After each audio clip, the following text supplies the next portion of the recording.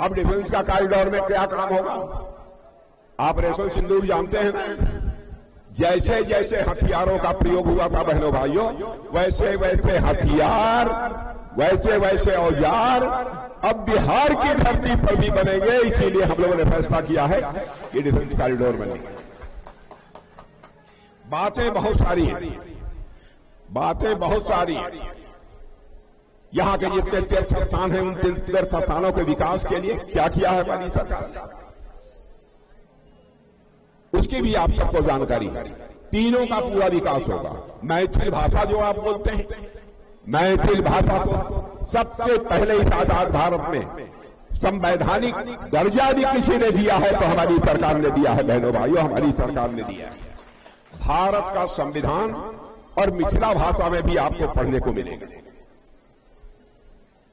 यानी देश का मस्तक लगातार ऊंचा हो रहा है।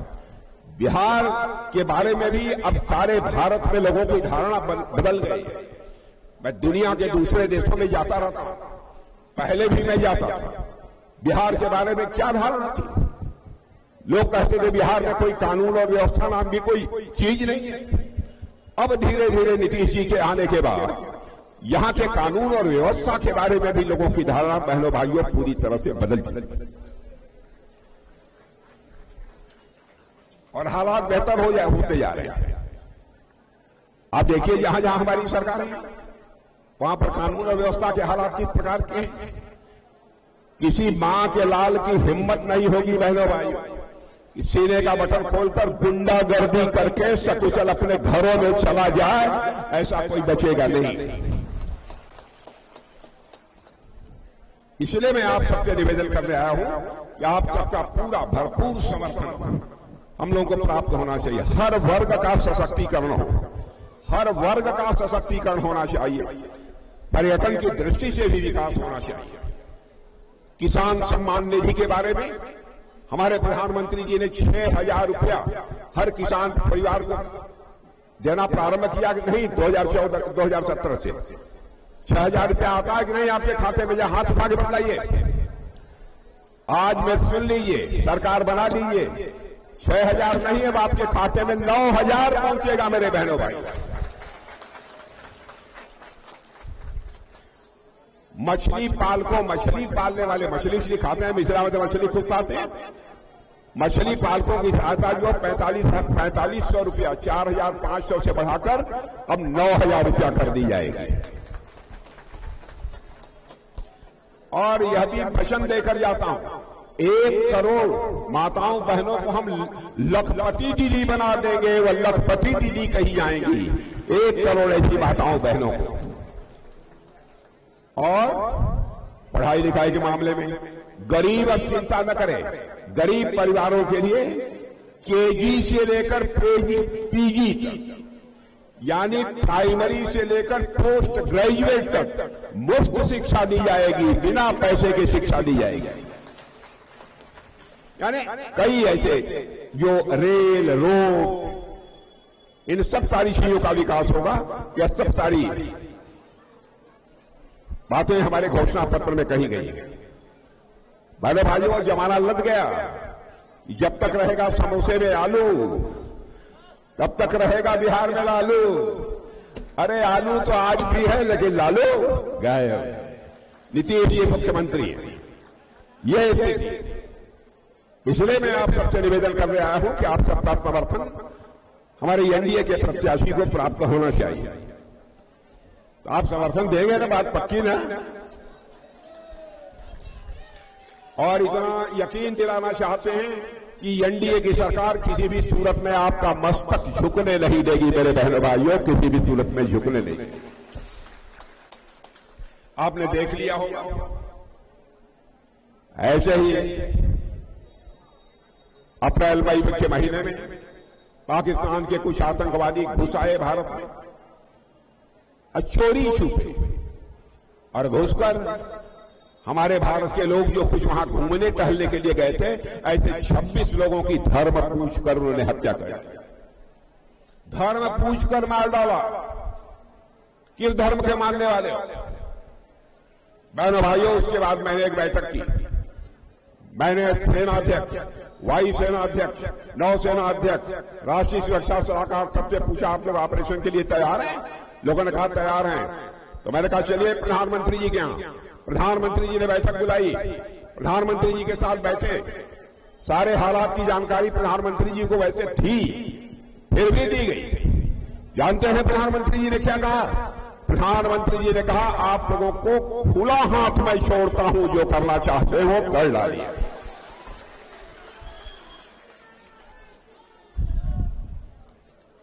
और उसके बाद क्या हुआ मुझे बताने की कोई जरूरत नहीं। बहनों भाइयों, हम लोगों पर आरोप लगाते हैं, जाति और धर्म के आधार पर हम लोग राजनीति करते हैं, या कांग्रेस और आरजेडी के लोग जाति और धर्म के आधार पर राजनीति करते हैं। हम लोग जाति और धर्म के आधार पर राजनीति नहीं करते हैं। हम राजनीति करते हैं तो इंसाफ और इंसानियत के आधार पर राजनीति करते हैं। और इतना बड़ा हमला आतंकवादियों का हुआ हमारे भारतवासियों के ऊपर। हम लोगों ने यदि चाहा होता तो पूरे पाकिस्तान जहां के आम नागरिक रहता है वहां पर भी हम लोगों ने हमले कर दिए, लेकिन नहीं किया, नहीं किया। मैंने भी कहा कि तय कर लीजिए कहां कहां आतंकवादी ठिकाने। हमारा होना चाहिए, टारगेटेड किया जाना चाहिए, तो आतंकवादी ठिकानों को ही टारगेट किया जाना चाहिए। और बहनों भाइयों, हमारा निशाना इतना सटीक था कि उनके 9 आतंकवादी ठिकाने थे, 9 के 9 को हम लोगों ने जय श्री राम बोल दिया। और देखिए हम लोगों का बड़प्पन, ये लोग हम लोगों को कहते हैं कि धर्म और जाति के आधार पर राजनीति करते हैं। हम लोगों ने उन्हें मारा तो बहनों भाइयों उनका धर्म पूछकर नहीं मारा था, लेकिन उन लोगों ने हमारे लोगों को मारा तो धर्म पूछकर मारा। हमने उन्हें मारा धर्म पूछकर नहीं, उनका कर्म देखकर मारा था। मेरे बहनों भाइयों, कर्म देखकर मारा।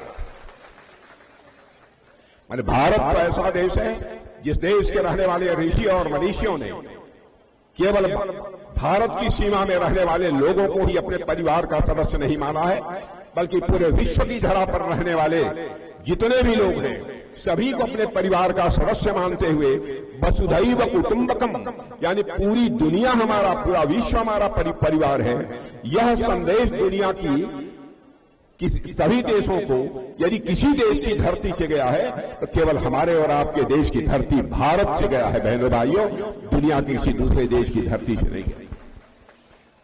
इसलिए मैं आप सबसे कहने आया हूं, एनडीए की एक विश्वसनीयता है, इसकी एक साख है, जो कहती है वो करती है। इसलिए आप सबका भरपूर समर्थन प्राप्त होना चाहिए। इसलिए संजय सिंह को चाहे जैसे भी हो जीता दीजिए। देखिए, बहुत लंबा चौड़ा भाषण देने के लिए मैं आज खड़ा नहीं हुआ, क्योंकि कई सभाओं को संबोधित करके आ रहा हूं और आगे भी अभी कई जगह जाना है। आप लोग जिता देंगे पक्का? पक्का ना? नहीं, ठीक ठीक तो जीत जाएंगे पक्का? क्या नौजवानों, एक बात मैं बता दूं, देखिए आज लंबा भाषण मैंने जानबूझ के नहीं किया है, थोड़ा किया है, 15 मिनट बोला हूं। आप संजय सिंह को जिता दीजिए और उसके बाद यदि संजय सिंह हमको बुलाएंगे तो मैं फिर से यहां पर आऊंगा।